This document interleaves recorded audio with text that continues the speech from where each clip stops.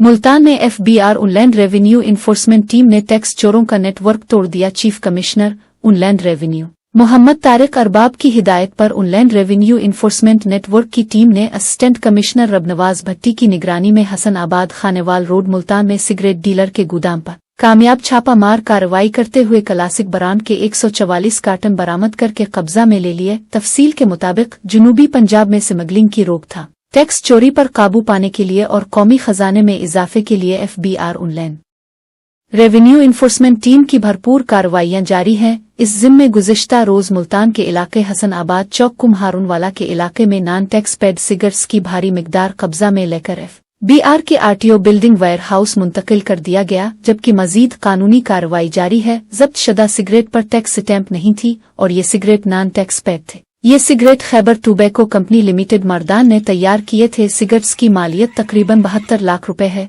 जिस पर federal excise duty और सील्स टैक्स की रकम तकरीबन 86 लाख रुपए बनती है। याद रहे कि हुकूमत पाकिस्तान ने नॉन टैक्स पेड सिगरेट की खरीद और फरोख्त पर पाबंदी आयद कर रखी है, जिस पर सिगरेट की जब्तगी के साथ साथ 25,000 जुर्माना और 2 साल कैद की सजा मुकर्रर है। FBR inland revenue enforcement team की कामयाब छापा मार कार्रवाई के मौका असिस्टेंट कमिश्नर रबनवाज भट्टी ने कहा कि टैक्स चोरी पर काबू पाने के लिए एफबीआर इन्फोर्समेंट टीम के जवान अपनी जानों की परवाह किए बगैर दिन रात मसरूफ अमल हैं। स्मगलिंग और टैक्स चोरी एक संगीन कौमी जुर्म है, जिसकी रोकथाम के लिए रोजाना की बुनियाद पर कार्रवाइयां जारी रखी जाएंगी।